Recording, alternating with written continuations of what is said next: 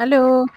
ദാണ്ടേ ഇതുങ്ങളെ കൂട്ടി കയറ്റിയിട്ടേ നമുക്ക് നമ്മുടെ കൊച്ചോമയിലെ കുഞ്ഞ് 2 ഓമയ്ക്ക പഴുത്ത് നിൽപ്പുണ്ട്, അത് പറിച്ചെടുക്കണം. പൊതിഞ്ഞൊക്കെ കെട്ടി വെച്ചേക്കുമായിരുന്നു, അതുകൊണ്ട് കിളിയൊന്നും റാഞ്ചിക്കൊണ്ട് പോയില്ല. അവർക്കുള്ളത് ഞാൻ വേറെ ഓമയെ നിർത്തിയിട്ടുണ്ട്.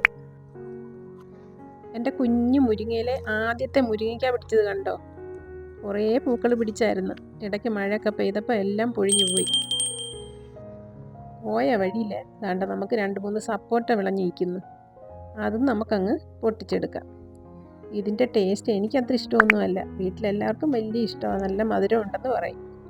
മുറ്റം നിറയെ പൂക്കളം ഇട്ട പോലെ ചാമ്പയ്ക്ക വീണ് കിടക്കുക. അപ്പോൾ അതും നമുക്ക് കൊട്ടയിലാക്കണം. നല്ല ചുമന്ന് പഴുത്ത് നിൽക്കുക, കണ്ടാൽ തന്നെ കഴിക്കാൻ തോന്നും.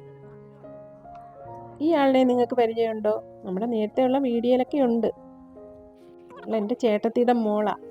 എന്നെ കല്യാണം കഴിച്ച് വിടുമ്പോൾ എൻ്റെ സാരത്തിൻ്റെ പിടിച്ചുകൊണ്ട് കരഞ്ഞുകൊണ്ട് പുറകെ നടന്ന ആളാണ്. ഇവളിപ്പോൾ എന്നേക്കാൾ വലുതായി, അവളുടെ മക്കളും കല്യാണം കഴിക്കാറായി. അങ്ങനെ ഞങ്ങൾ തകൃതിയായിട്ട് ചാമ്പയ്ക്ക പറിച്ചുകൊണ്ടിരിക്കുക. ഇത് കുറച്ചിട്ട് അപ്പുറത്തും ഇപ്പുറത്തുമൊക്കെ വീടുകളിൽ കൊടുക്കണം. അങ്ങനെ വന്ന് നമ്മുടെ അമ്പാടിയുടെ പപ്പി. അവൾ ഇടയ്ക്കിടയ്ക്ക് ഓടി ഇവിടെയൊക്കെ വരാറുണ്ട്. ഇങ്ങനെ നമുക്കൊരു കൊട്ട നിറയെ ചാമ്പയ്ക്ക കിട്ടി.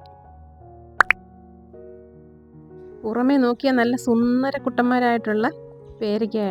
കൊത്തുപണിക്കാർ പോലും ഇത്ര വൃത്തിയായിട്ട് കൊത്തിയെടുക്കത്തില്ല. അത്രയ്ക്ക് കലാവിരുതാണ് അവരുടേത്. എന്നാലും നമുക്കൊരു 5-6 നല്ലതും കിട്ടി. ഇനി അടുത്ത പരിപാടി നമ്മുടെ ചീമപ്പുളി പറിക്കല. ഇവിടെ ഞങ്ങൾ ചീമപ്പുളി എന്നാണ് പറയുന്നതെങ്കിലും ഇൽപ്പപ്പുളി എന്നൊക്കെ പറയും. അങ്ങനെ ഞങ്ങൾ നാട്ടുവിശേഷങ്ങളൊക്കെ പറഞ്ഞ് പുളിയെല്ലാം പറിച്ച് കൊട്ടയിലാക്കി. ഇനി കുറച്ച് ഉണക്കിയെടുക്കണം, കുറച്ച് അച്ചാറിട്ട് വെക്കണം. അപ്പോൾ ഇത്രയേ ഉള്ളൂ. അടുത്ത വീഡിയോയിൽ കാണാം. ടാറ്റാ. ഇഷ്ടപ്പെട്ട ചാനൽ സബ്സ്ക്രൈബ് ചെയ്യാൻ മറക്കല്ലേ. കൂടെ ലൈക്ക് ചെയ്യണം, കമൻറ്റ് ചെയ്യണം, സപ്പോർട്ട് ചെയ്യണം. ബൈ.